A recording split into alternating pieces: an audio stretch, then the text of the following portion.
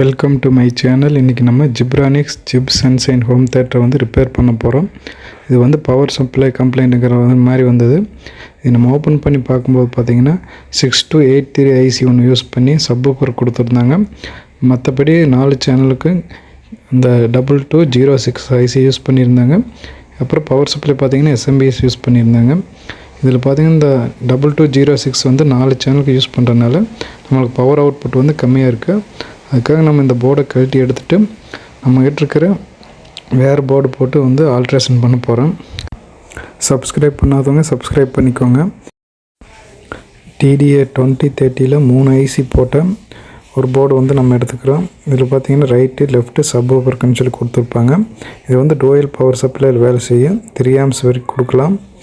நம்ம இதுக்கு வந்து ஒரு டிரான்ஸ்ஃபார்மர் எடுத்துக்கிறோம். இது 12012 3 ஆம்ஸ் டிரான்ஸ்ஃபார்மர். இதை யூஸ் பண்ணி தான் நம்ம அதுக்கு பவர் சப்ளை கொடுக்க போகிறோம். இப்போ இந்த பழைய போர்டோட கனெக்ஷன்ஸ் எல்லாம் ரிமூவ் பண்ணி எடுத்துகிட்டு நமக்கு தேவையானது பார்த்திங்கன்னா இந்த ஏவி சாக்கெட் தான், இந்த 6 பின் சாக்கெட்டு. அதை மட்டும் இந்த பழைய போர்ட்லேருந்து நம்ம ரிமூவ் பண்ணி எடுக்க போகிறோம். ஃபஸ்ட் இந்த ஸ்க்ரூ ஓப்பன் பண்ணிவிட்டு அந்த போர்டை தனியாக எடுத்துக்கிறோம். அந்த போர்டை எடுத்துகிட்டு இதில் இருக்கிற அந்த ஏவி சாக்கெட்டை மட்டும் நம்ம பார்த்திங்கன்னா டீசால்டர் பண்ணி எடுத்துக்க போகிறோம். இப்போ பார்த்திங்கன்னா நமக்கு தேவையான மாதிரி இது நம்ம டீசால்டர் பண்ணி எடுத்துட்டோம். இப்போ அதை வந்து அந்த பேனலில் ஃபிட் பண்ணி அந்த டிரான்ஸ்ஃபார்மர் அந்த 2030 ஐசி எல்லாம் எந்தெந்த இடத்துல ஃபிட் பண்ணணுமோ நம்ம இடம் பார்த்து ஃபிட் பண்ணிக்கிறோம். இப்போ இதுக்கான கனெக்ஷன்ஸ் எப்படி கொடுக்குதுன்னு சொல்லி 1 by 1 பார்க்க போகிறோம். ஃபஸ்ட்டு நம்ம அவுட்புட்டில் வர அந்த அவுட்புட் சாக்கெட்டில் கிரவுண்டு பின் எல்லாத்தையும் வந்து ஒன்றா கனெக்ட் பண்ண போகிறோம். ஒரு ஒயர் எடுத்து அதை நம்ம இந்த மாதிரி சீவி எடுத்துகிட்டு அந்த அவுட்புட்டில் வர கிரவுண்டு எல்லாத்தையும் ஒரே லைனை வந்து சால்டரிங் பண்ணி எடுத்துக்க போகிறோம்.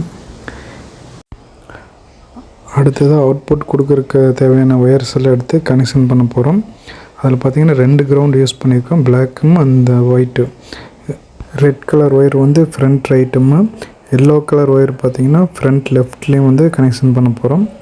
அதுக்கு அடுத்ததாக பார்த்திங்கன்னா க்ரீன் அண்ட் ப்ளூ வந்து சரௌண்டில் வந்து கனெக்ட் பண்ண போகிறோம். இந்த மாதிரி லைனாக வந்து நம்ம கனெக்ட் பண்ணி எடுத்துக்கணும்.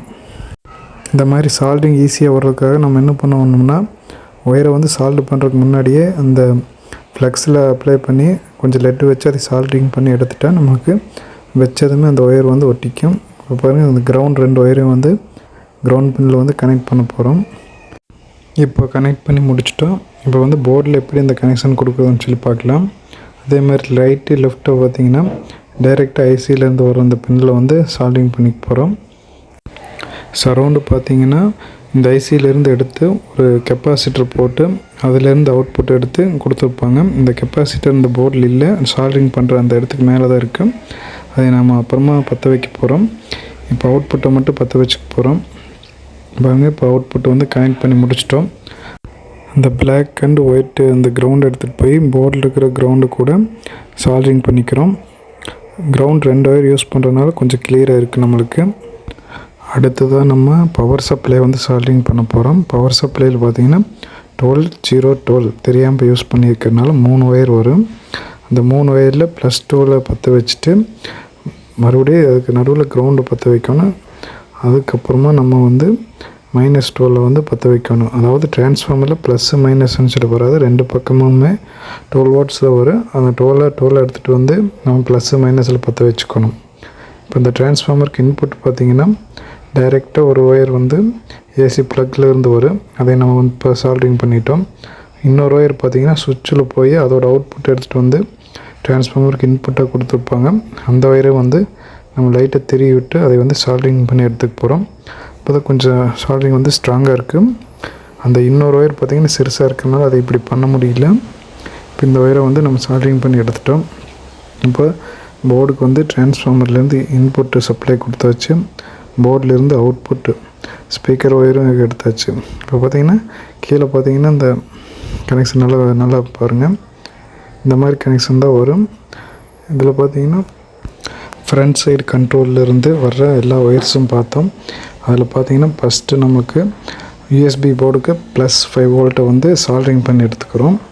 அடுத்ததாக பார்த்திங்கன்னா மைனஸ், அதாவது USB போர்டோட கிரவுண்டு அந்த பின்னை சால்ட்ரிங் பண்ணிக்கிறோம். இப்போ USB போர்டோட கனெக்ஷன் முடிஞ்சது.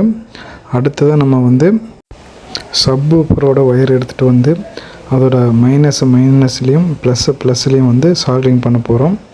ஃபஸ்ட்டு நம்ம எது நமக்கு பக்கத்தில் இருக்கோ அதை சால்ட்ரிங் பண்ணி எடுத்துக்கலாம். கொஞ்சம் உள்ளே இருக்கிறத வந்து ரெண்டாவதாக சால்ட்ரிங் பண்ணிக்கிட்டால் கொஞ்சம் ஈஸியாக இருக்கும்.